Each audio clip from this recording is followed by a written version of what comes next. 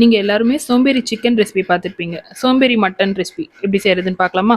அதுக்கு ஃபஸ்ட்டு நான் 6 சின்ன சைஸ் வெங்காயம், 2 தக்காளி நல்லா பொடி பொடியாக கட் பண்ணி வச்சுக்கிறேன். இன்றைக்கி நான் 1/2 கிலோ மட்டன் எடுத்திருக்கேன். மட்டன் நல்லா க்ளீன் பண்ணி ஒரு பவுலில் ஆட் பண்ணிவிட்டு 1 1/2 டீஸ்பூன் இஞ்சி பூண்டு விழுது, நம்ம வெட்டி வச்சுருக்க வெங்காயம், தக்காளி, குழம்பு மிளகாய் தூள் 4 டீஸ்பூன், மஞ்சத்தூள் 1/2 டீஸ்பூன், உப்பு தேவையான அளவு நல்லா சேர்த்து மிக்ஸ் பண்ணிப்போம். இந்த மிக்சர் கூடவே நல்லெண்ணெய் ஒரு 2 டீஸ்பூன், ஒரு கொத்து கருவேப்பிலை இது எல்லாமே ஆட் பண்ணிக்கிறேன்.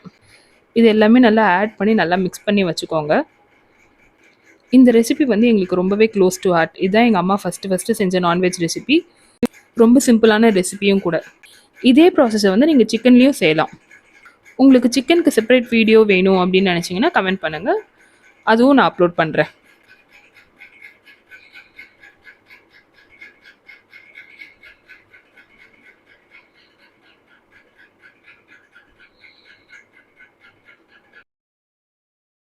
இது நல்லா மிக்ஸ் பண்ணி ரெடியான அப்புறமா ஒரு குக்கர் எடுத்து அதில் கொஞ்சமாக தண்ணி ஊற்றி நம்மளோட மட்டன் மிக்சரை பவுலோட ஆட் பண்ணிக்கலாம்.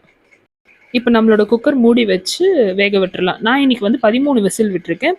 நீங்கள் மட்டனோட டெக்ஸ்சர் பொறுத்து எவ்வளோ விசில்ஸ் ஆகும் அப்படின்னு சொல்லிட்டு கால்குலேட் பண்ணிக்கோங்க. இது நல்லா குக் ஆகி வந்ததுக்கப்புறமா ஒரு கடாயில் எண்ணெய் ஊற்றி பிரிஞ்சி இலை, லவங்கம், பட்டை, ஜாதிபத்திரி, கல்பாசி இது எல்லாமே நான் ஆட் பண்ணிக்கிறேன். இதோட எக்ஸாக்ட் குவான்டிட்டி வந்து நான் டிஸ்கிரிப்ஷன்லையும் பின்டு கமெண்ட்லையும் ஆட் பண்ணுறேன், செக் பண்ணிக்கோங்க. இது எல்லாமே ஆட் பண்ணி நல்லா பொரிஞ்சு ஸ்மெல்லாம் சேஞ்ச் ஆகி வந்ததுக்கப்புறமா 2 மீடியம் சைஸ் வெங்காயம் நல்லா பொடி பொடியாக கட் பண்ணி வச்சுருக்கேன். அதையுமே இந்த எண்ணெயில் ஆட் பண்ணி நல்லா தாளிச்சுப்போம். உங்களோட கோ டு நான்வெஜ் ரெசிபி என்னன்ட்டு கமெண்ட் பண்ணுங்கள்.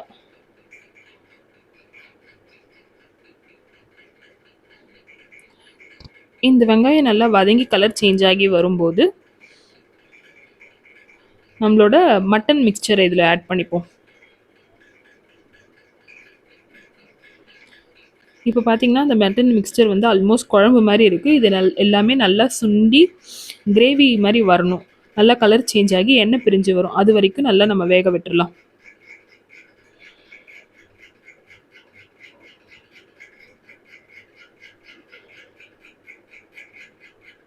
இப்போ பார்த்தீங்கன்னா தெரியும், ஆல்மோஸ்ட் ஓரளவுக்கு சுண்டி வந்துருச்சு. இன்னுமே கூட நல்லா சுண்டி வரும்.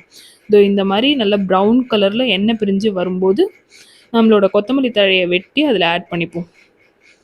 அவ்வளோதான், நம்மளோட சோம்பேறி மட்டன் ரெடி.